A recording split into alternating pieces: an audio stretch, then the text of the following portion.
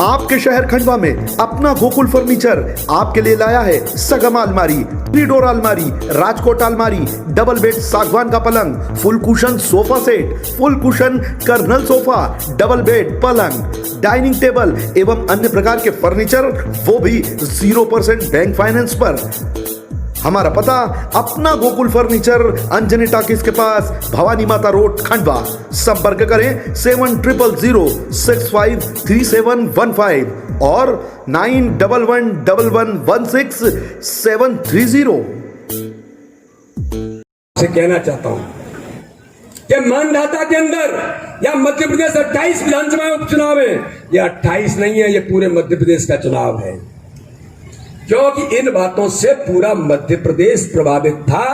केवल 28 नहीं, मैं तो धन्यवाद दूंगा भाई नारायण पटेल को कि उन्होंने निर्णय लेने की क्षमता उनके अंदर थी, इस सरकार में नहीं रहेंगे। एक दलित बेटी को, गरीब की बेटी को, जो सामान्य से सामान्य परिवार में पैदा होती है और अगर मेहनत करके अगर वो मंत्री बन जाती है, जो तुम्हारे सरकार में मंत्री थी, उस मंत्री को, उस महिला को नव दुर्गे के पर्व पर, जहां माताओं बहनों को आज पूजा जाता है, नव दुर्गे के अंदर मां शक्ति की आराधना की जाती है, वहां कमलनाथ उस बेटी को किस प्रकार के, इमरती देवी को किन शब्दों का उपयोग करता है, क्योंकि तुम्हारे मन के अंदर मानसिकता वही है, तुम्हारे मन के अंदर उस मानसिकता भरी पड़ी है। आप महिलाओं का क्या सम्मान करेंगे, गरीबों का आप क्या सम्मान करेंगे? आपको तो लूटने के लिए मध्य प्रदेश चाहिए था। मुझे मानधाता से क्या लेना, मुझे बड़ा मलेरिया से क्या लेना, मुझे बिंदी से क्या लेना, मुझे बुंदेलखंड से क्या लेना, मुझे तो मेरे छिंदवाड़ा की चिंता है, बाकी भाड़ में जाए पूरा मध्य प्रदेश। ये सोच इस कमलनाथ की थी। उसी का परिणाम था कि भाई नारायण पटेल को कहना पड़ा कि इस सरकार में अब हम नहीं रह सकते। इसलिए मित्रों, आज इस अवसर पर मैं आपसे केवल इतना कहना चाहता हूं कि हम सब लोग मिलकर इस चुनाव में, ये जो मध्य प्रदेश को बचाने का चुनाव है, गरीबों के हितों का चुनाव है, उन गरीब कल्याण की योजनाओं को जो गरीबों के दिल को जीतती है, ये उसका चुनाव है। ये चुनाव केवल नारायण पटेल का नहीं है, यह चुनाव किसी जाति का नहीं है। यह चुनाव मित्रों मैं कहना चाहता हूं, भारतीय जनता पार्टी के वो प्रधानमंत्री नरेंद्र मोदी, जिन्होंने पूरे भारत का मान और सम्मान दुनिया के अंदर बढ़ाया है, ये उसका चुनाव है।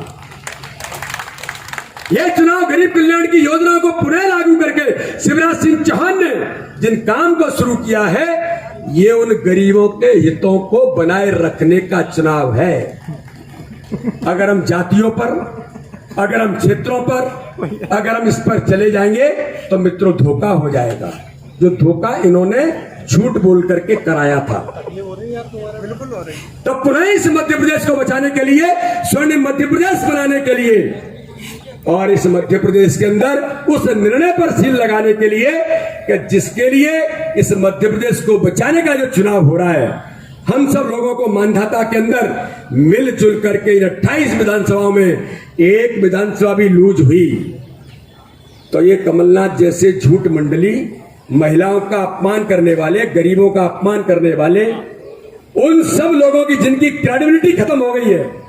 दिग्विजय सिंह तो कहते ही था कि मेरे जाने से जनता वोट नहीं देती, और कमलनाथ की क्रेडिबिलिटी भी खत्म हो गई है, क्योंकि वो तो उद्योगपति है, उनको क्या लेना गरीबों से, क्या लेना उनको मानधाता से।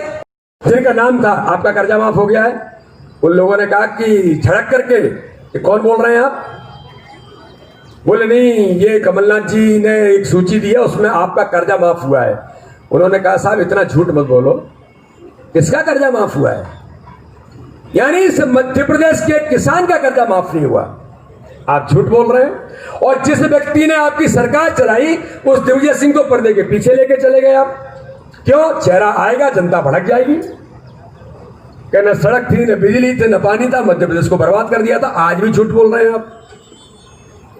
तो नारायण भाई ने उन सारी चीजों को इस सरकार में देखा कि नए मुख्यमंत्री मिलता, क्योंकि वल्लभ भवन के अंदर ही बैठता था, किसानों से तो मिलना क्या, जब वो विधायकों से नहीं मिलता था, मंत्रियों से नहीं मिलता था, तब तो मुझे मेरे लोग यहां जितने लोग सुन रहे हैं, आप मुझे बताओ कोई मंत्री या विधायक इस्तीफा क्यों देगा? वो तो है 5 साल के लिए चुनाव, सरकार चल रही है, सरकार में मंत्री भी है और मंत्री बनकर के हम काम कर रहे हैं।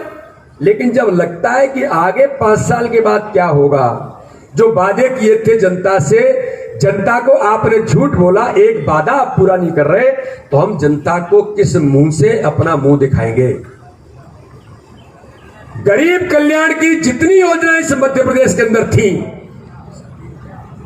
क्योंकि अभी मुझे 2 जगह और जाना है, नहीं तो मैं आपसे आज बात करता।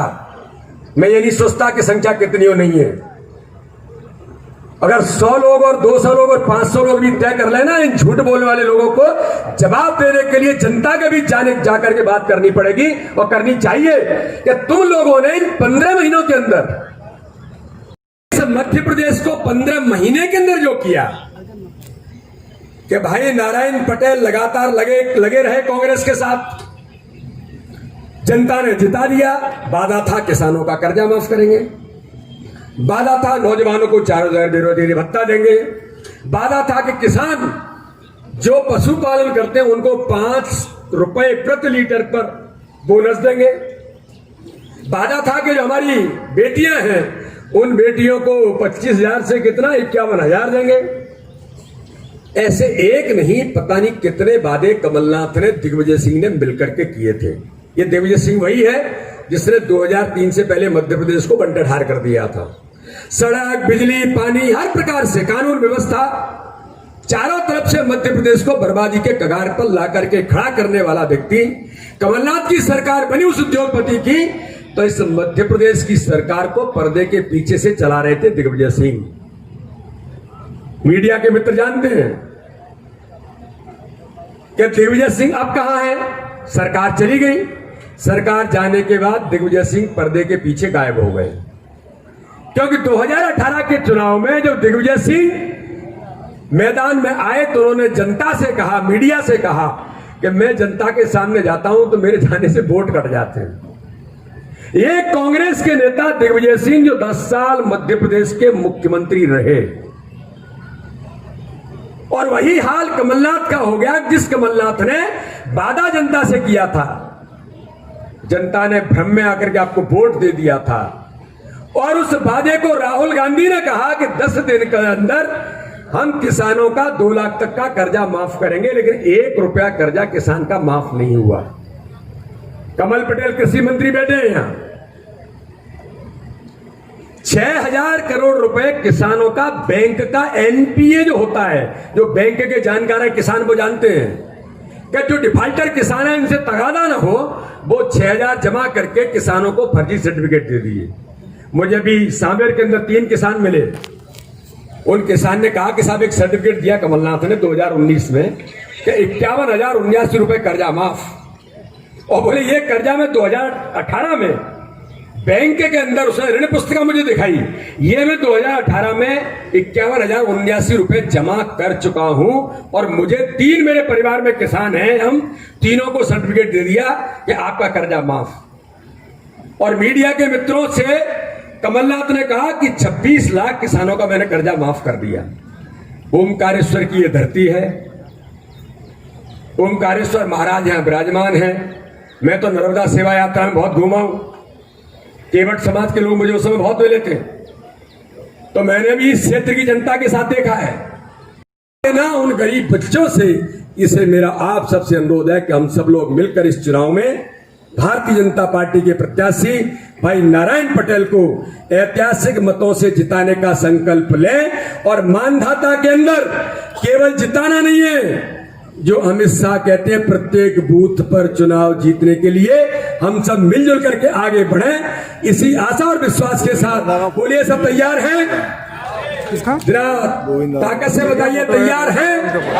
खड़े हो जाइए, जरा सभी लोग खड़े हो जाओ, हाथ की मुट्ठी बांधो, और नवदुर्गे के पर्व पर बाबा ओमकारेश्वर को साक्षी मानकर मैं आप सब लोगों से अपील करता हूं, हमको संकल्प लेना है कि मानधाता के विधानसभा में भाई नारायण पटेल को ऐतिहासिक मतों से जिताएंगे, और एक एक बूथ पर चुनाव जिताने का संकल्प लेंगे।